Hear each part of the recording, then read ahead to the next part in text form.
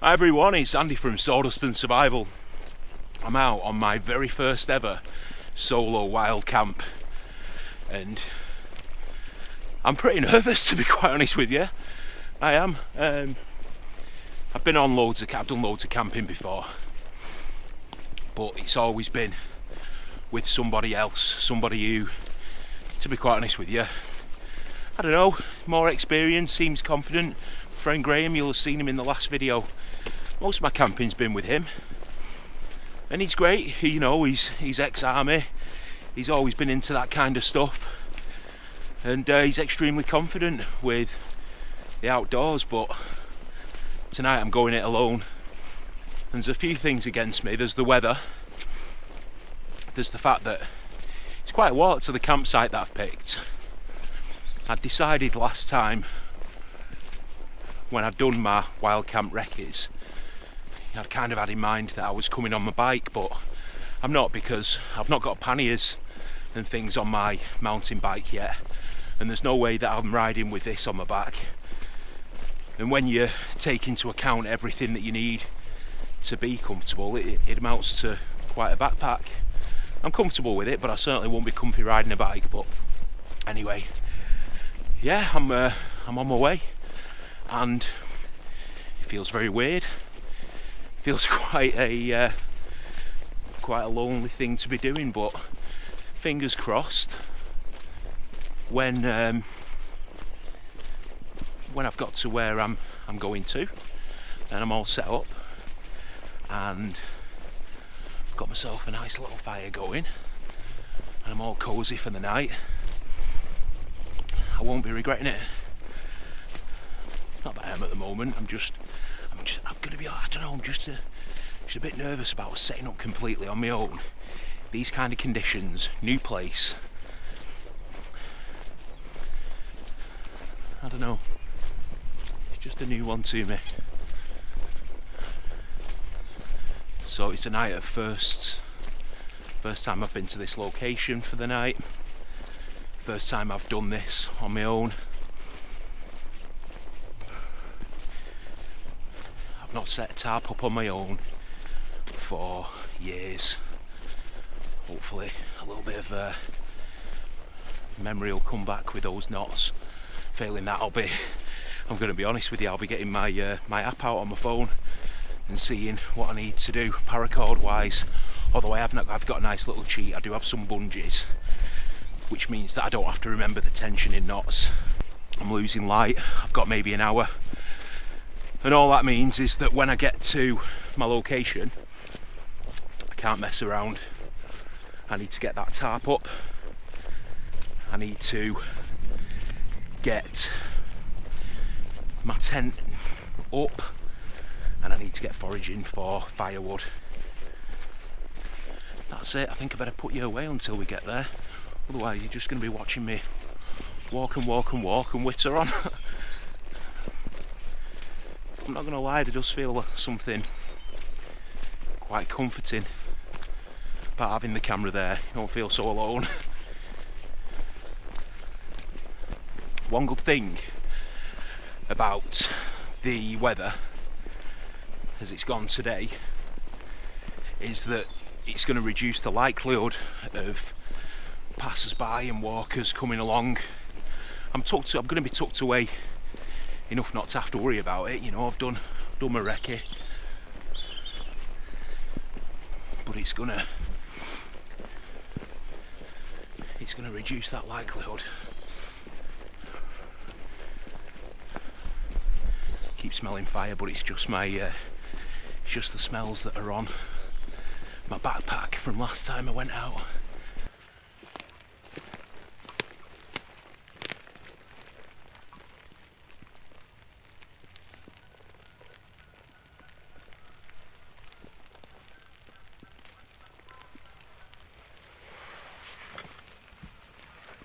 Alright, so I'm setting up. I'm just going to start getting kit out and try and get the place sorted ASAP. I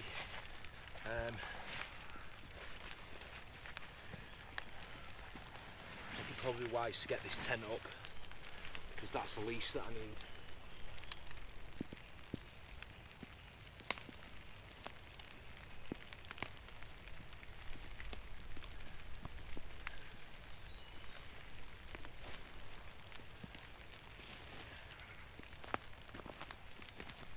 is pretty grim at the moment. I'm really hoping that this becomes a nicer experience. I really do hope I can get the tarp up. I do have a lantern. If it comes to it, I'll use it. I just really didn't want to.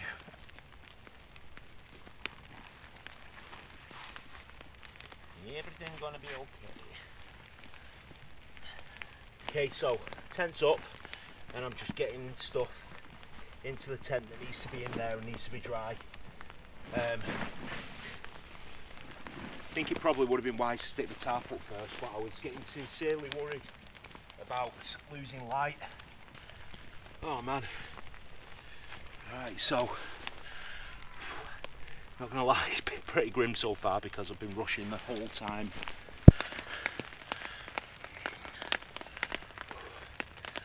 Alright everyone, so I am set up in terms of tarp and tent, and I've lost the light.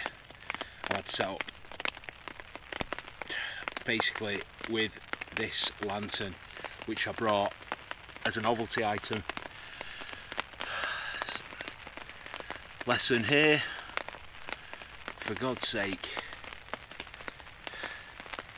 give yourself enough time. I didn't give myself enough time, massively overestimated my abilities there. I had all kinds of ideas about keeping it stealth and everything. I need this light right now. I need it more than I need not to get spotted. So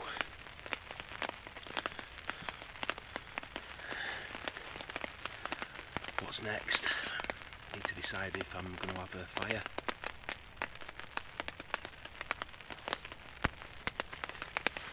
You know what? No, next. I've already lost the light, so I might as well chill out a bit. Hello everyone. Oh my god, what a palaver that has been. So far I've set up now underneath a tarp. I've got my tent there. I've got myself a nice little area. Although I've got to admit, with all the lights and everything, I am not being stealth in the slightest. I'm really messing this up.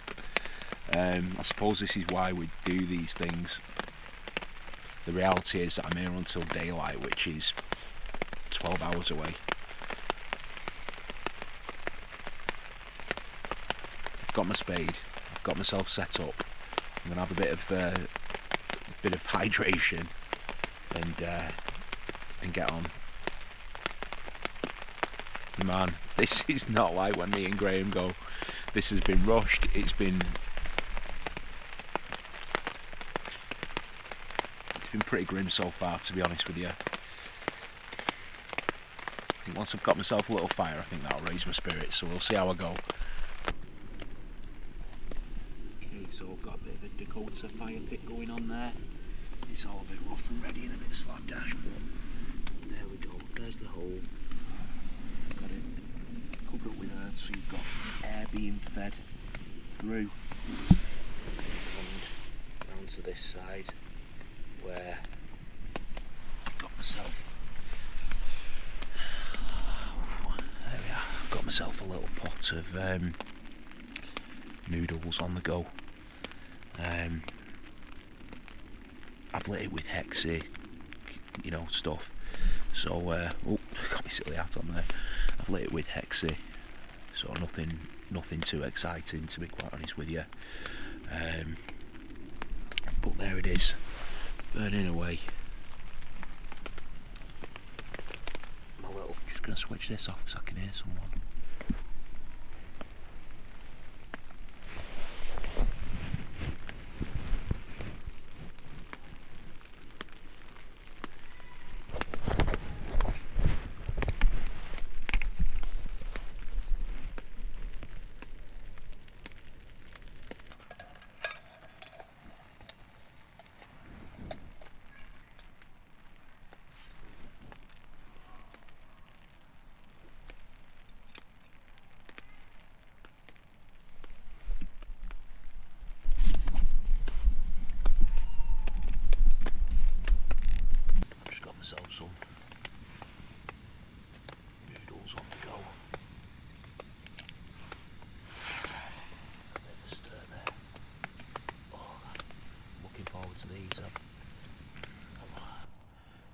So finally settled in the woods.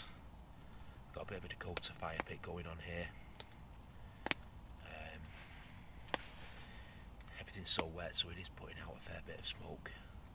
But luckily it's blowing off in a direction where people are really unlikely to end up being. So that's been quite fortunate. The tarp could be better, and it's done with bungees rather than proper paracord, but everything's just been done in such a rush.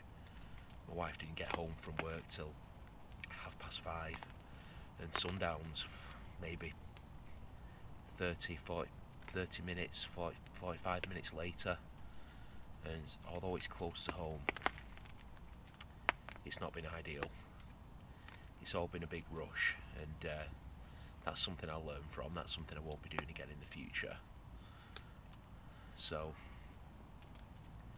it's been a learning experience. Don't rush. Take your time.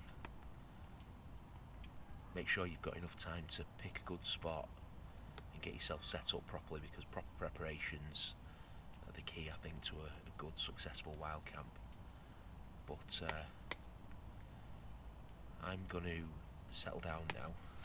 I've got a thermos of coffee and a can of Pepsi to enjoy.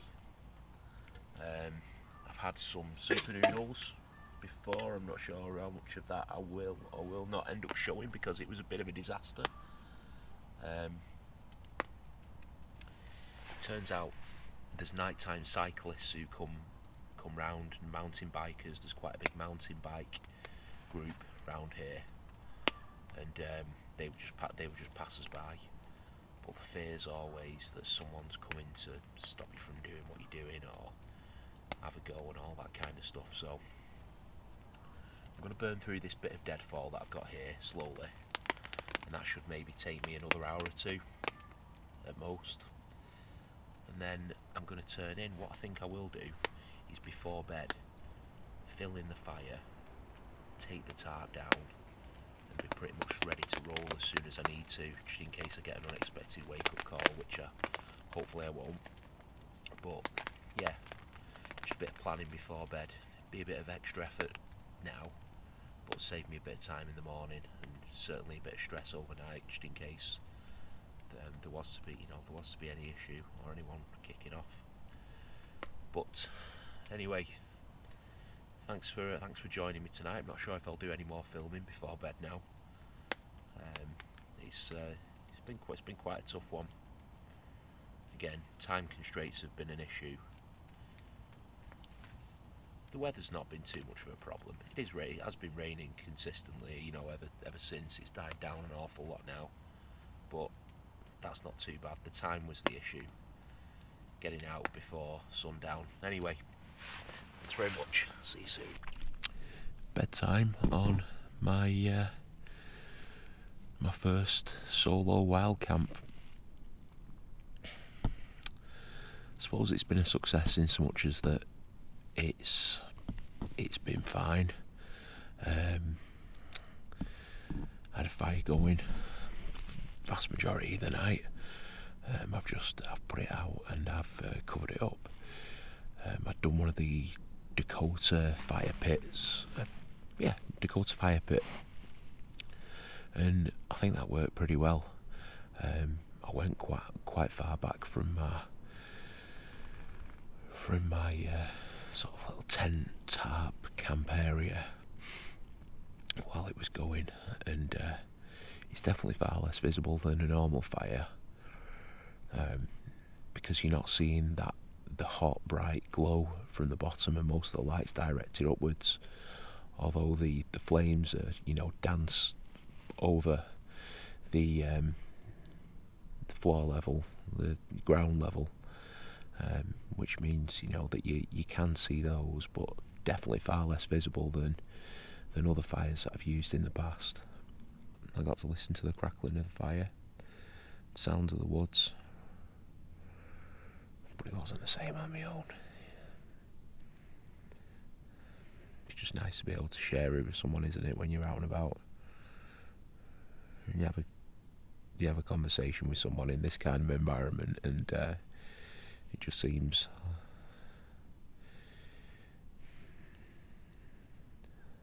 I don't know, it just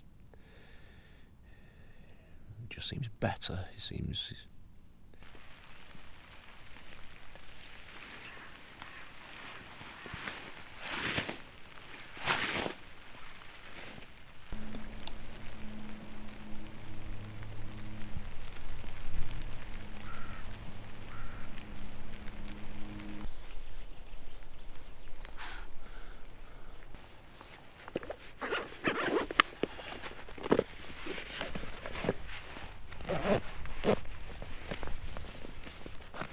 Alright, so waking up after my very first solo wild camp. I've left the site, no trace. When I say no trace, you know, I'm sure a bumming army tracker or something would get me, but to anybody who's not looking for it, you wouldn't know I was there. okay. What?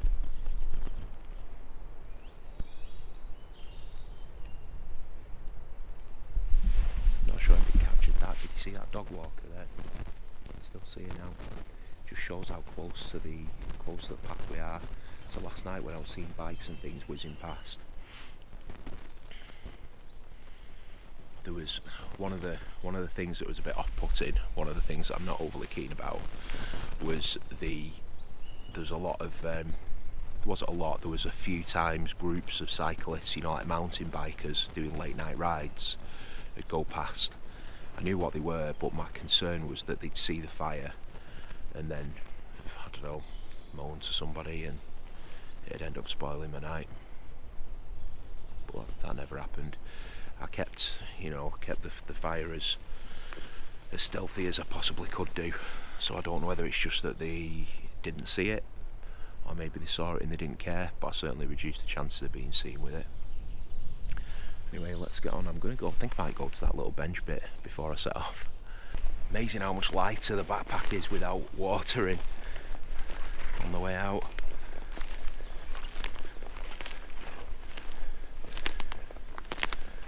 Comforting to know that if anyone wants to approach from this side, they'd have to go through all that, and I think that'd wake me up. I think the crackling of the wood would serve as a pretty good alarm and give me the heads up. When I say about people approaching, I'm not talking like I'm doing drills for combating attack or something like that. I'm just talking about the fact that I'm wild camping. In theory I shouldn't be. Here is that some Lord Farquhar Montague III finds out that somebody is sleeping on his land and he's not happy. And he comes over with his shotgun and gives you a ruddy good talking to. That's the kind of thing that you're trying to avoid. This kind of stuff here might have been useful. These enormous great big logs. Might heave one over next time. Try and make one of them Swedish fire logs or something. It's funny what you see on maps. This path here.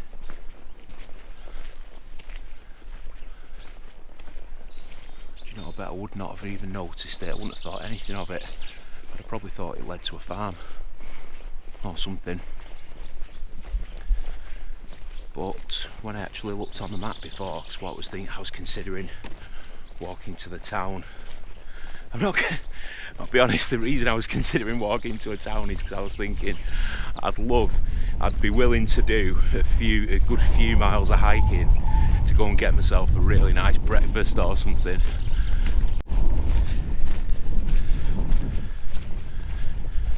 Not far back now. It's a good job that I did get going early, because there's going to be a run round the reservoir, and I don't know how far they'll have gone, but I bet they'd have ended up going not too far from where I was because of the path.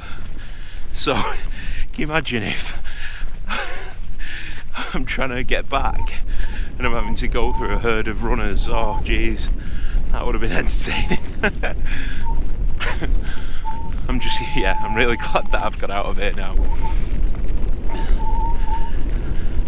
Before you know it, I'll be back to like the main road and stuff, and I'll just look like some weird fellow with a big backpack walking down the street, like I've been fishing or going fishing or something. Do you know what? Actually, what great cover story to what we're doing when we're off is fishing. That's seen as normal. I know wild camping's not seen as normal, but if you're overnight by a lake with a fishing rod, that's seen as publicly acceptable. But wild campers, God no! In a tent and not fishing. Fishing's all right, but not fishing. Outrageous!